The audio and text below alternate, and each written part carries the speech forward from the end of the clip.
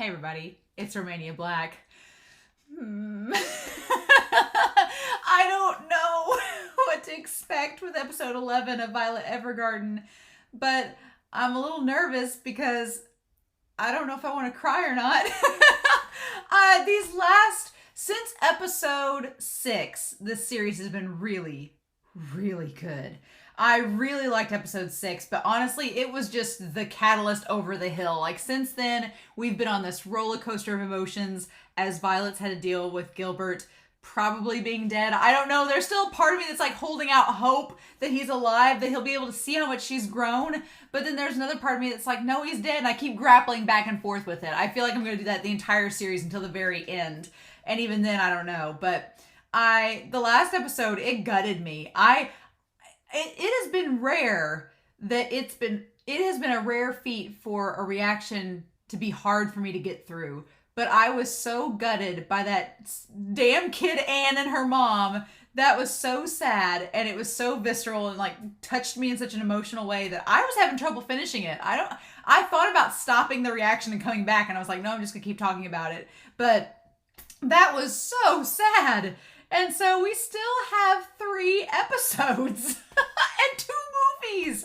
I'm like, show. It just gets better and better, but it gets more and more emotional. And y'all warned me. You were like, it's going to be a sad show. You're going to need tissues. And I was like, I got this. And I don't have it at this point. And I'm going to be honest. I took a good solid week in between episodes because I was like, I need to process and I need to emotionally. This is one of those shows that it's not, you don't feel like you need to binge. You don't binge this show. I'm like, how could you binge this show and still be alive? I think or have tear ducts.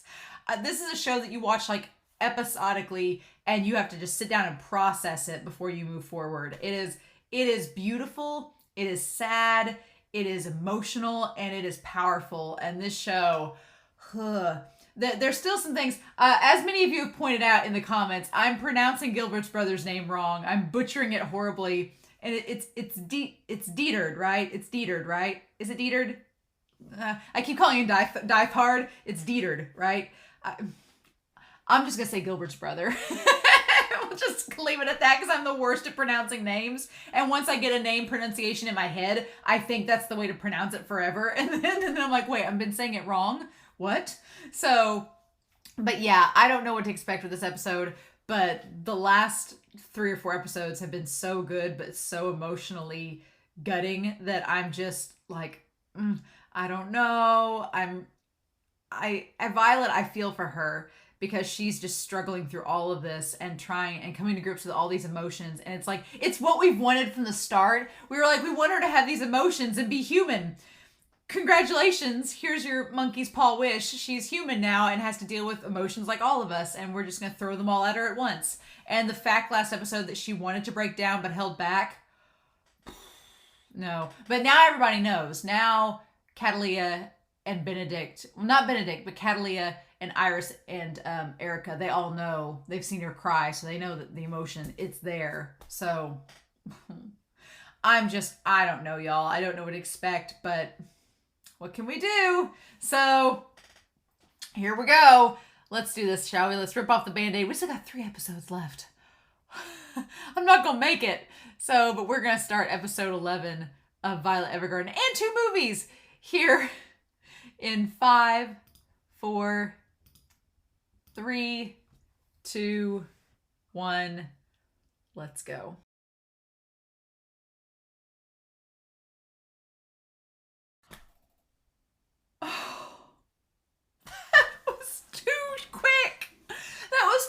How is that episode already over? How? That felt like 5 minutes. That felt like 5 minutes. It did not feel like half an hour.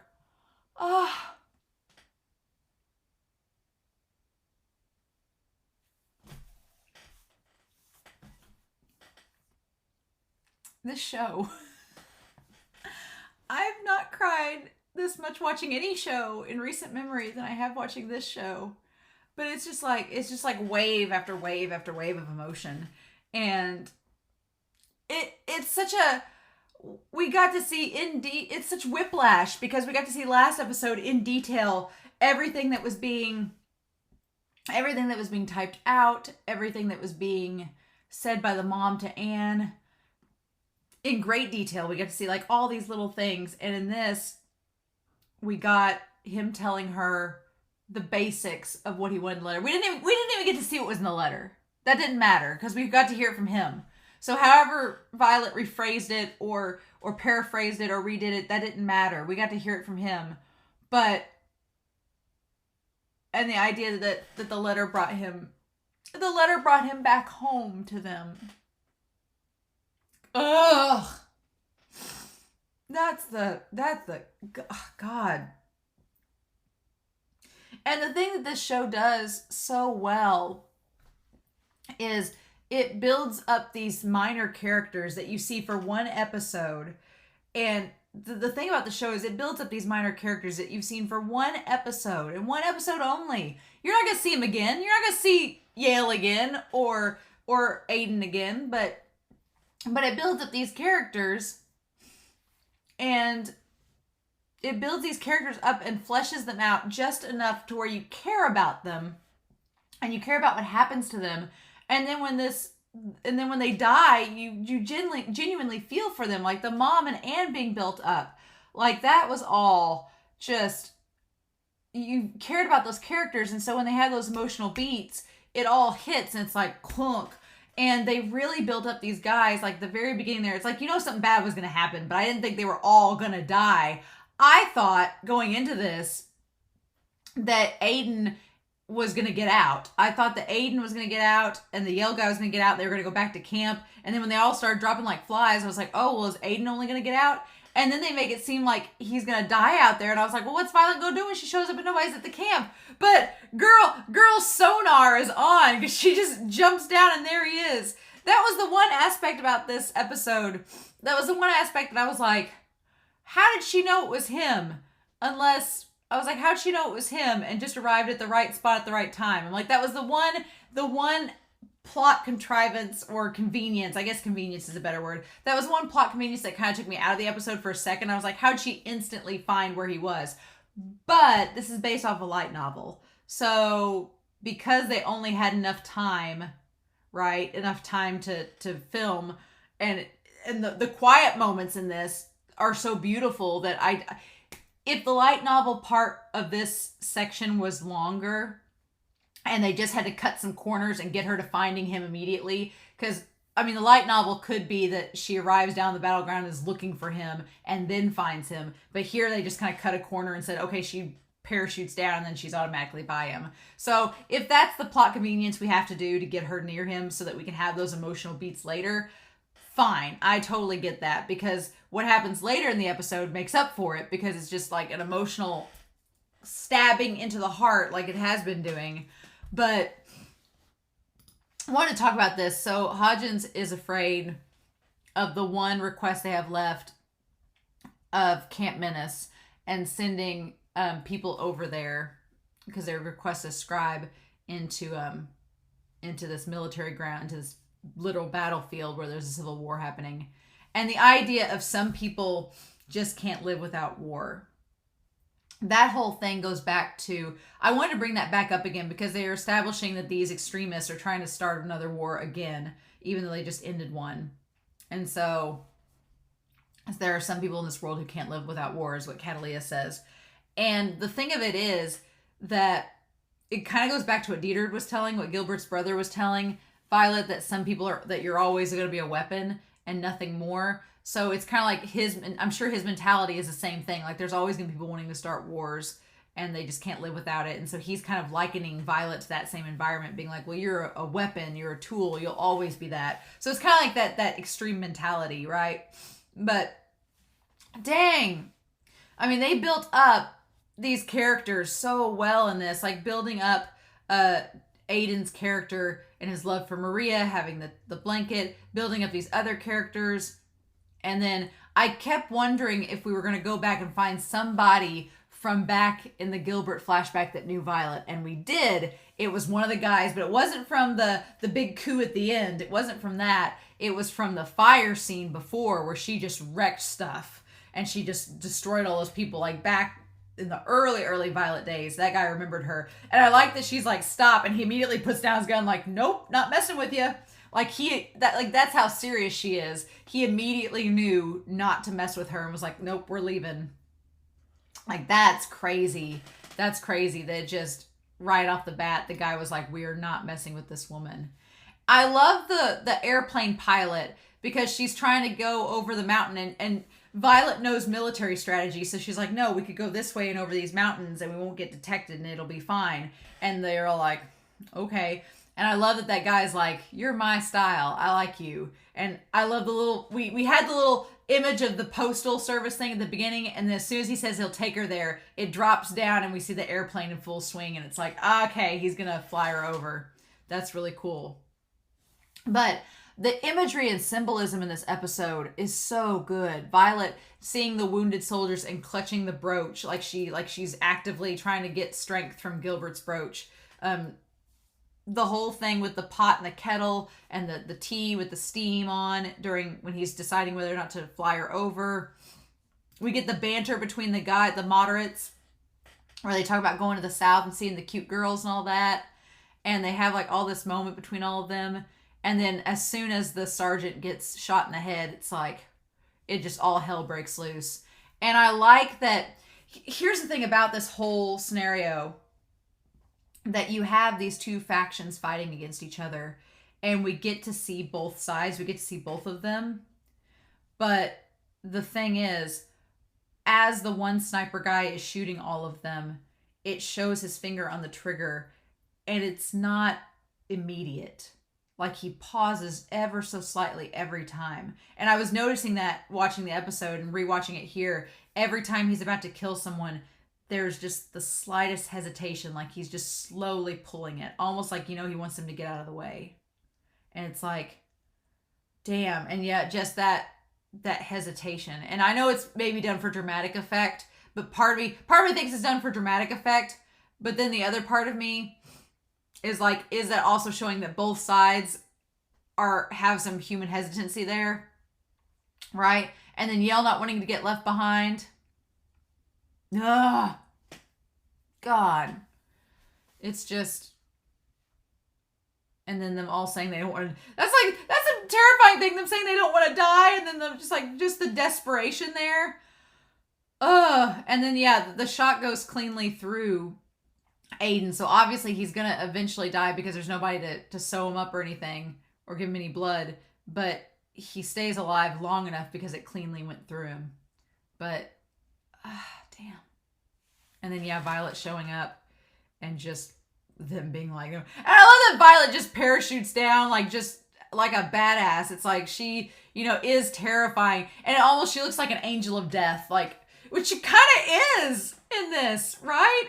In this series, she is kind of like an angel of death. Like, she's around all these people, at least not in episode 7 because the daughter was already dead, but like in the last episode when the mom dies, and in this episode when Aiden dies, it's like, girl. And then she's had to figure out that Gilbert died saving her, so it's like, man, I like that they call her a soldier maiden. The soldier maiden of that giant German sounding town that I can't say. And she says, will you please stand down? And he's like, yep. In a heartbeat. Oh my God. But them going to the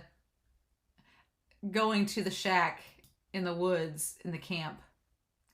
And I love that we get this flashback from Aiden's perspective, and the wine being poured, and it's like that red color like blood. It seems almost thick. That's so interesting, that visual symbolism.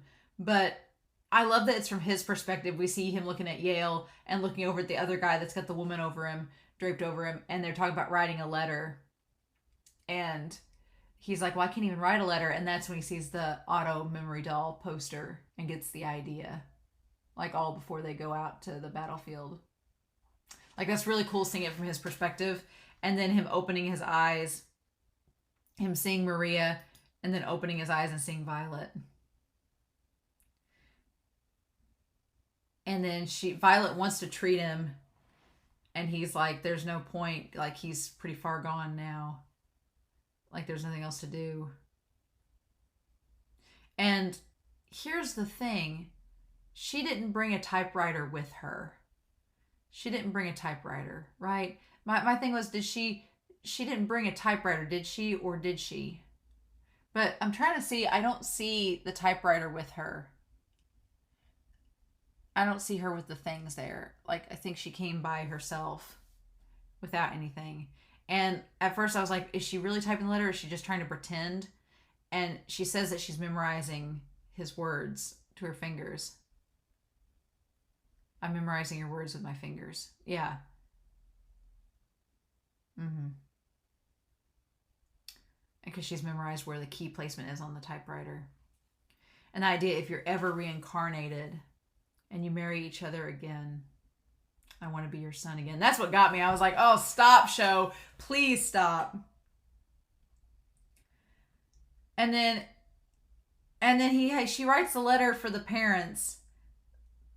And you could tell she hesitates.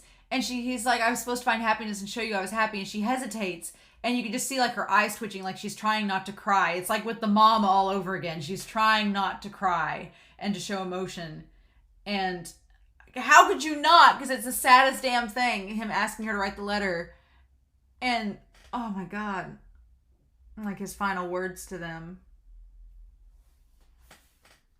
And he's like, how did that sound? And she's like, it's as good as is. And then he talks about Maria. And when he talks about Maria, he says that she's like a sister, that they've known each other since they were kids. And the way he describes Maria, and his thoughts of Maria are very similar to Violet and Gilbert's, or Violet's thoughts on Gilbert. She's like, she's a girl I grew up with, kind of like Violet grew up with Gilbert. And then saying, we've known each other since we were kids, like her and Gilbert. She was like a sister to me. Gilbert was like family to her. And then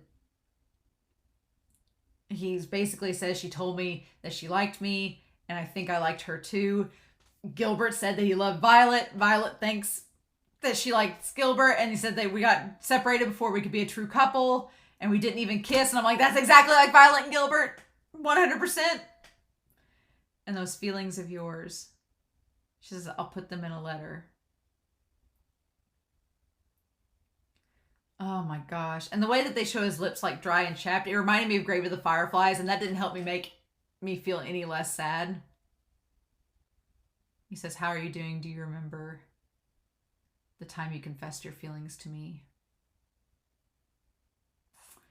I was really, really happy. And yeah, and he sees like all the images of her, like all the shots, and then of the picture and everything. And I want to go home and be by your side. Ugh. And be beside you. Yeah, that's just, ugh. Wait for me. Oh.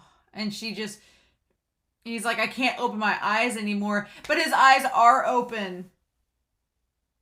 Because he's about to die. And she tells him that she's getting it down. Like, it's so tragic. Ugh. And him thanking her. And then he says he's cold. And he's like, I don't feel alone. And then her saying that she's like by his side. Like that she's with him. And then he says that he needs her touch. Like he just needs somebody there. And for a second, I thought she wasn't just going to grab his hand with her hands. I thought she was like going to put his hand up against her face, because she's been doing that. And she tells him, I'm holding your hand now.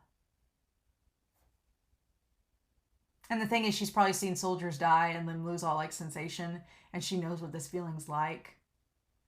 And her just stroking his hand. Ah! Stop! The show. And her just being with him until he dies. And that face, that animation of his face and everything, like as he's about to die. It's brutal. And I think that he said that he loved her. Right? I think that he said he loved her and she knew that feeling. And then she kisses his forehead. And it's like to imagine Violet doing something like that. As like the snow and everything's falling. Oh, show, gut me. just absolutely gutting. Just, what the hell? And it's so quiet that the sound design in this episode, it got like the closer and closer it got to him dying, and you see the fire, the embers about to go out, and there's just a little bit of moonlight, and you just see his lips, and you just see her. You don't see her eyes. You just see her looking down at him. She's like, everything will be okay, sir.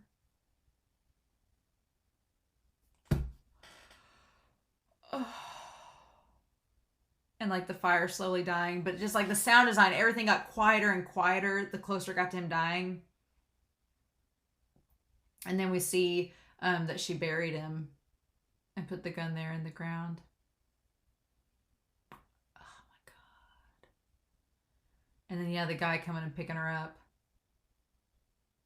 and just seeing her. And she just looks and he knows, yeah.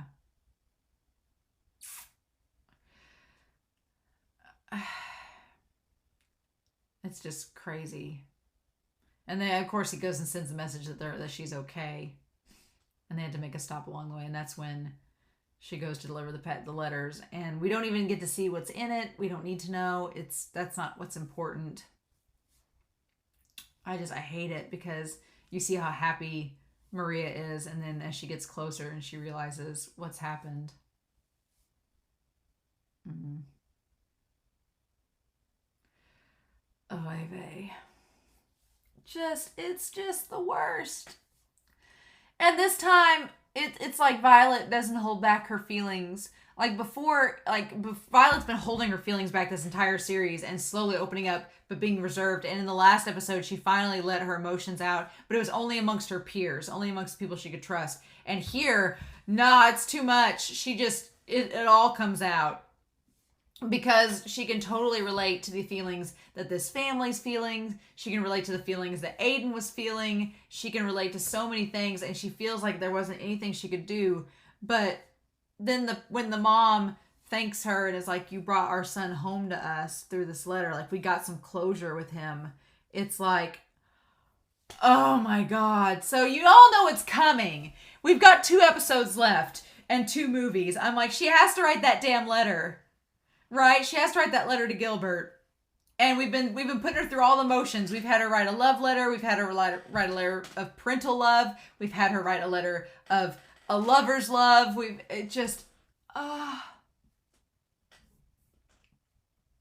you know she's going to write that letter to Gilbert. But it's like, is she going to write a letter to Gilbert? Or is she going to write a letter to Gilbert and his family? Is she going to write a letter? She has to write a letter to Gilbert and express like how she feels about him. She has to, right? That's what this whole series has been building up to, right? The question is she going to do it during the series or is she going to do it in the movies? I hate it. Is she going to write a letter to Dieter? She might write a letter to the brother. Is she going to write a letter to the brother and tell him and explain him, what her feelings are?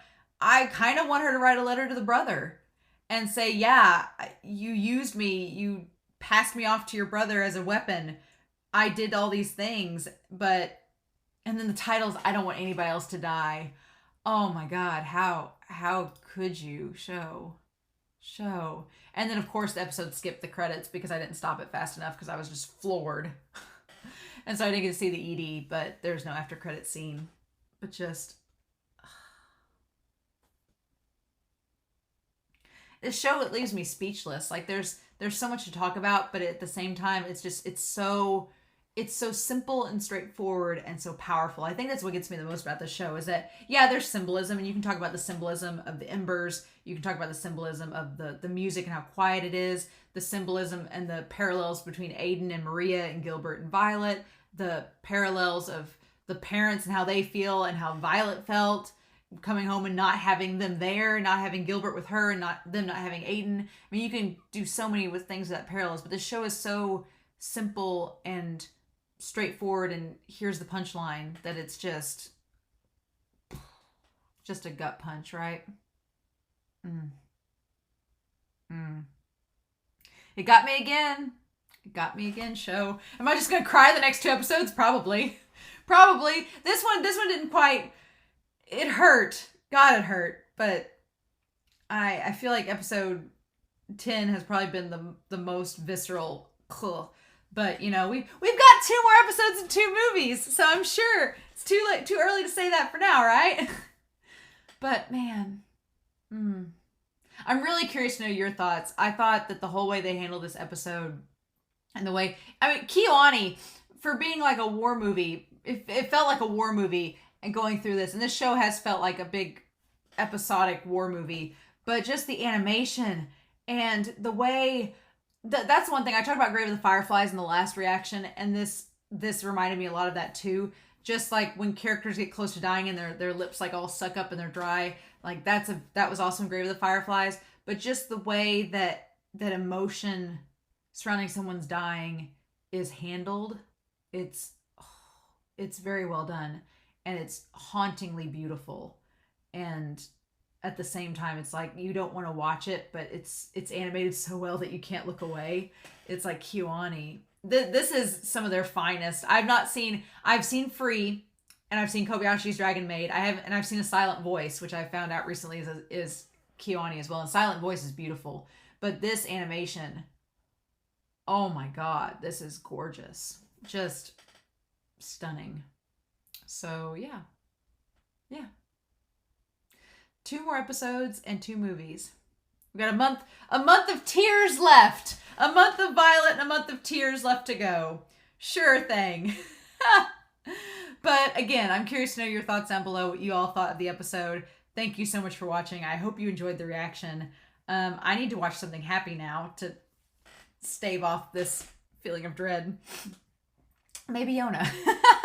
But in the meantime, I hope you all have a wonderful week. Please stay safe, take care, and I'll be back next week with episode... No, we have 5 weeks. Wait, this is episode 11, so we have 12 and 13. So we have the penultimate episode next week. I'll be back next week with episode 12, the penultimate episode of Violet Evergarden.